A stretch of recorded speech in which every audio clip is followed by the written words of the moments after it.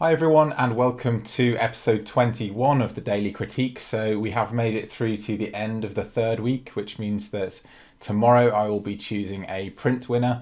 So that's thanks to PhotoSpeed, who are a local fine art paper company. They'll be sending a fine art A3 print to the person of my choosing. So that's tomorrow, but today we've got a bit of a bumper issue. I've got 5 images here by Matt Fischer, and there's actually 2 things that I'd like to discuss today. So the first is foregrounds, what makes a good foreground, and the kind of things to look for. And secondly, I'm going to discuss creative editing. So I tend to take a very literal approach to my editing, but I'm going to discuss some of the pros of taking a more creative approach to processing your images and taking them through to a final result, which might be a slightly different interpretation from the literal scene that you photographed. So let's get going.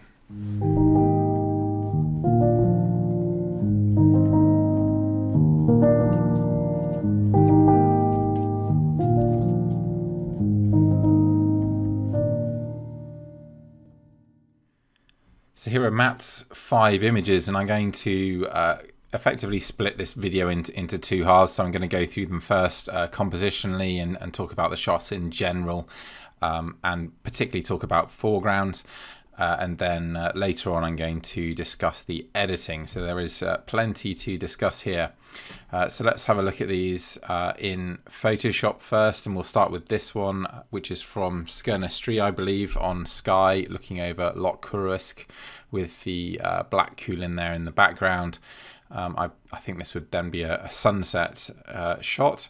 Very moody. I love this cloud drifting through. Nice to have the sun coming down and creating that star over the mountain as well, and nicely positioned relative to the ridgeline. And we have this foreground to give a sense of place. I think the general balance of the shot is pretty good. There's no particular rules that are being followed here, but you've got the sun, which holds its own against the loch there quite well. Some nice details. I love this this river coming through. The ridgeline is fairly symmetrical, and we've only got a fairly small amount of sky here, but I think that's plenty given the scene that we have here. And the foreground, well, the foreground is nicely broken up. There's nothing overly heavy in the foreground. So in terms of balance, if you had, for example, a gigantic rock just sat here in the foreground, then that would become too heavy visually for the scene. But we have nice broken rocks here with a bit of spacing between them, a good bit of texture and colour. Perhaps these sticks in the foreground are a little bit ugly.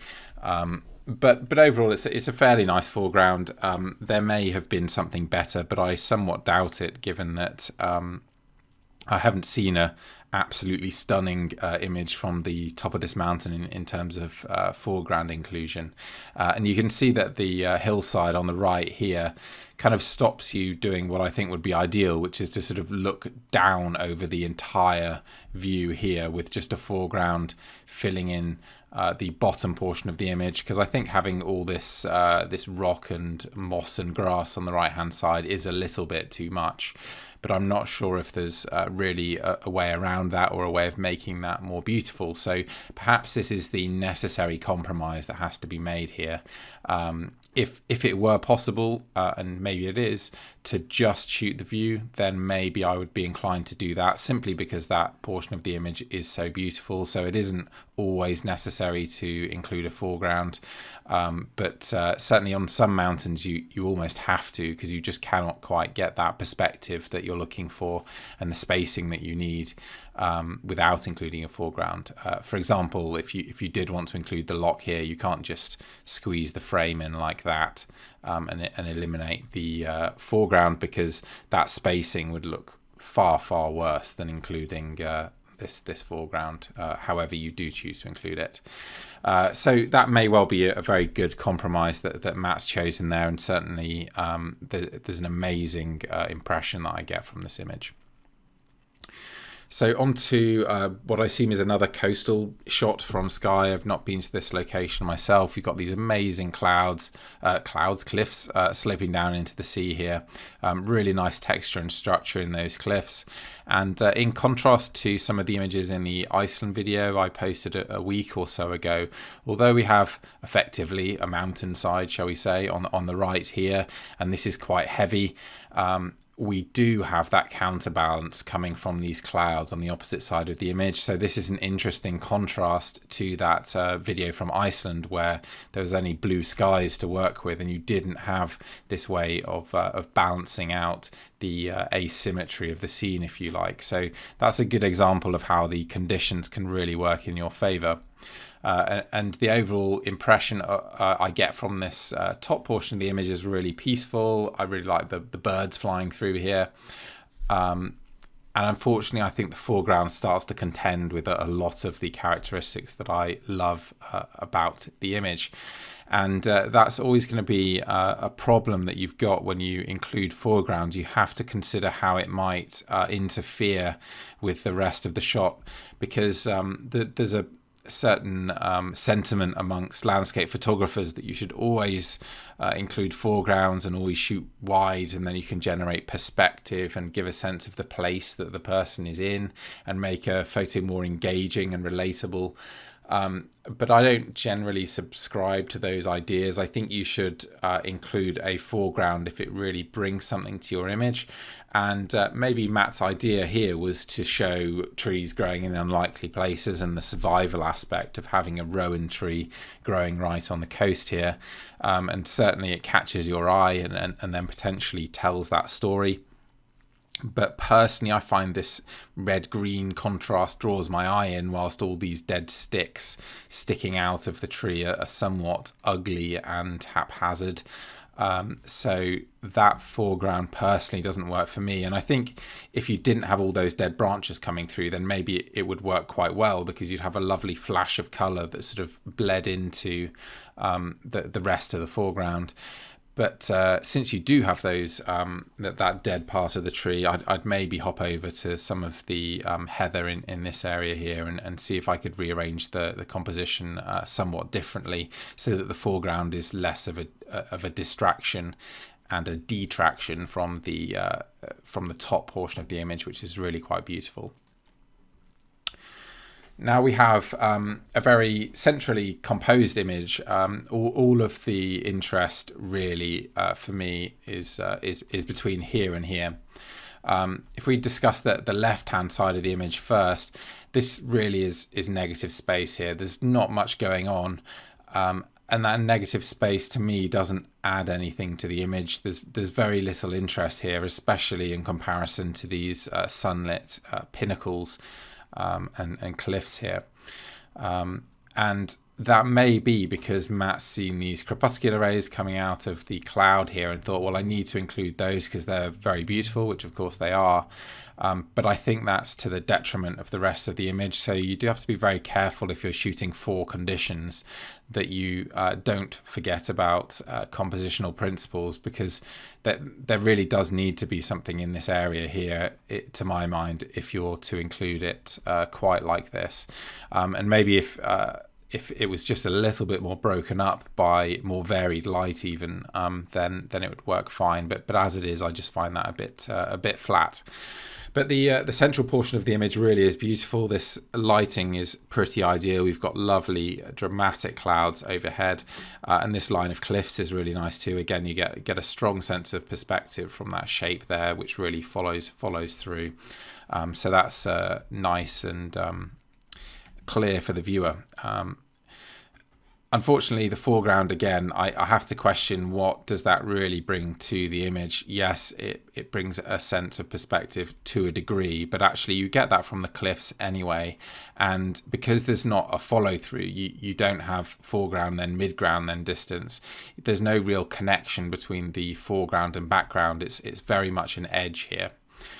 So that, combined with the fact that it's brighter, a little bit warmer, and just very richly detailed, I think it starts to distract you a little bit from what's going on in the central portion of the image, and really just walking to the edge here and shooting a composition more like this, I think would be more appealing to me. Simpler, but more appealing. So again, think about what your foregrounds are really bringing to an image.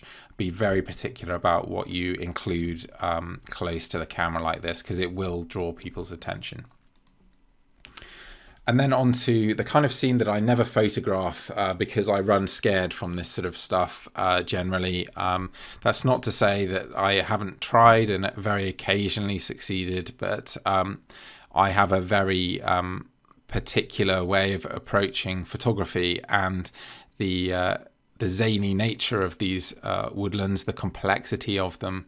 I find it somewhat frustrating continually thinking that I've found an arrangement that's satisfying, only to be put off by something that I hadn't initially noticed. So I sympathise with the difficulty of shooting these locations and greatly admire people who do a brilliant job there.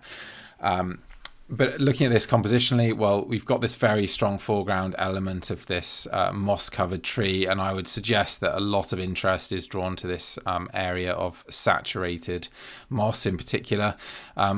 These lines are sort of running across the front of the image, but I'm not sure that they necessarily draw you in that much. And centrally, there's nothing really to hang your eye on. So although the trees are nicely arranged and relatively well spaced, and therefore I can't necessarily critique it from a structural standpoint, I'm still looking for something to really rest the image on and tell me what am I looking at here? What is this about? So there's good atmosphere here. It has a magical feel, and certainly gives a good sense of these complex woodlands that exist all over the UK and particularly in Scotland. But I think visually it needs that focal point or that really strong structure to make it a successful image. And then finally, this coastal scene. Incidentally, you can tell it's coastal just because of the shoreline there. So it's tidal.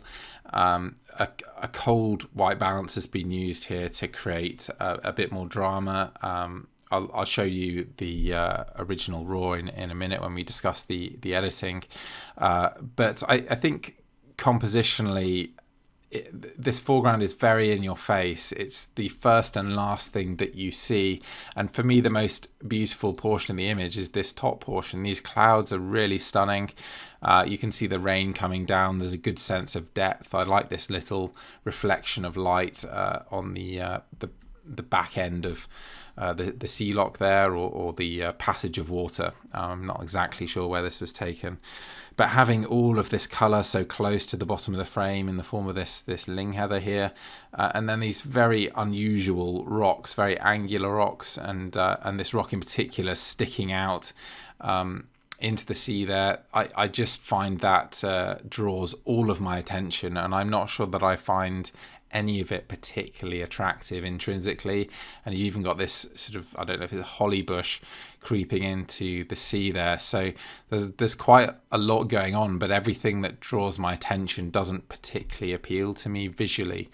And these scenes are difficult, but I'm wondering now, looking through these images one by one, whether Matt has a sort of foreground first approach to photography, or perhaps even foreground second, where you see this amazing view and then look for the foreground that can somehow work with that view. And I really think that being choosy about your foregrounds is worth doing, as is completely eliminating them when you have a scene that is otherwise beautiful and you can't find the foreground that you're looking for. Because to me, the top portion of the image here is lovely on its own, and unfortunately this foreground isn't bringing anything to that. But I'm sure other people would disagree with me. So going on to the edits now, these edits are actually pretty impressive. Matt takes an approach to his editing that perhaps I wouldn't take. So this image of Skernistry is effectively a composite of multiple moments with clouds drifting through in different portions of the scene. I mean, you can see here this this cloud running along the edge of the hillside here, that's partly been used in his final exposure, but not the cloud that's running up into the mountains here. That's been taken from a different exposure, and the sun is taken from one exposure, and you can see this bit of light that I think has been enhanced by effectively dodging through a diagonal line in here. So that's been artificially brightened, I believe. And this cloud here is again composited from a different frame. So this has been built up through a number of different exposures, which is an approach I would personally take. And equally, the color in the sky isn't entirely natural. I mean, if we look at a DNG here, and I've done a very, very hasty edit, so it's covered in artifacts, but you can see the kind of natural quality of the light and color in the clouds in this scene. In fact, these skies are pretty terrible to photograph, and you can imagine Matt's put a fair amount of energy into getting up here to get this shot in the first place, and it must have been a little bit frustrating to see this kind of hazy sky and washed out colors. There's relatively little contrast or light at all here, although there is a bit more light on this particular frame. So what Matt has done is create an image based on his source material that I think is actually very effective. And whilst I might look at the sky and say, well, you can't get pinks and oranges like this, you know, I guess 20 minutes, half an hour before sunset. Most people wouldn't notice that, and it doesn't look visually wrong. In fact, it looks quite spectacular. And so the edit is quite effective in that sense, even if I wouldn't do it myself. And I really should stop repeating that, because I'll sound like a broken record. There are a few things editing wise that, where I take this approach, I would do a bit more carefully. I mean, you can see there's a bit of a halo going over the mountains here, and if you did a pixel perfect masking job in Photoshop or something like that, then you could sort that out. But I don't quite have time to go through that in this video. Similarly with this coastal image, you can see again very rough edit here, but these are the natural colors, quite a blue sky, not that much color yet coming into the alto cumulus there.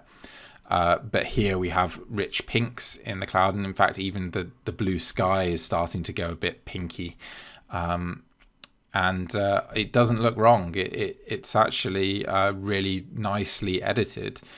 So there may be color shifts in there and additional saturation, but actually I think it's been executed very well. So again, quite impressive from that perspective. And then where else? So this one I'm not so sure on, just because I think these sheep and the grass have become a little bit nuclear. I don't actually have the original raw file with the sunlight in the background there, but you can see, or maybe I do actually. Yeah, okay, I do. So maybe let's synchronize the edit across here, and we can compare those. So I guess this is what most of that previous image is from, and incidentally you can see then that we've got different bits of sunlight from different images, but this is a more straightforward edit of what's going on, and maybe you'd add a bit more contrast into the distance here just to help this all stand out a bit more. I don't think there's anything wrong there, but as soon as you start locally painting in adjustments, whether it's contrast and saturation or whatever it might be, then you can start to get this slightly strange painted in effect happening, and there's possibly a artificial glow going on as well. It looks a bit like the autumn effect might have been applied, which again might be something for another video, but it just glows a bit too much and looks rather odd and plasticky. So I think whilst the general public wouldn't notice anything like that, from looking at it from a professional standpoint, I would tone that back myself. Obviously, lots of professionals do edit like this, incidentally. So, well, all the more power to them. Here, I think the edit's actually been handled very well, and if we look at the originals, you can see you've got this sort of pretty blue general white balance, and it's all quite washed out, and there's too much contrast in the background, and all of that has actually been handled very well. Again, I get a sense of glowiness that I wouldn't want myself, whether that's natural or Matt's edit, I'm not sure, but otherwise this is very well handled. And then finally onto our coastal image. The white balance has been shifted here considerably, as I mentioned. I think this white balance that I've used here is already quite cool. Yeah, so 5,000 Kelvin, certainly not a warm white balance. And you can see all those lovely blues in the background, but all of the warm colours in the foreground, of course, compete with that idea. So creatively, I think it's actually quite a good move to take those oranges and yellows out of the rocks here and bring in more blues, because it helps tie the foreground together with the background, but also creates a bit more atmosphere and a foreboding atmosphere to the scene. So that edit, whilst it does shift it quite considerably, again, is quite effective from an emotional standpoint. But I think there is more dodging and burning going on with these rocks, and I find that slightly distracting myself because it looks artificial. And generally, if you introduce any artifice in front of the viewer, then I think you risk losing them, depending on what their views are on image editing, perhaps. But anyway, thank you very much for sending those in, Matt. I've talked myself hoarse going through them, and apologies if any of my critiques have come off as a little bit harsh there. But really interesting to discuss them, and a really good, clever job with the edits. It's not easy to do a lot of these edits, and they've actually been really well executed. So good job there, and thanks for sending in the images.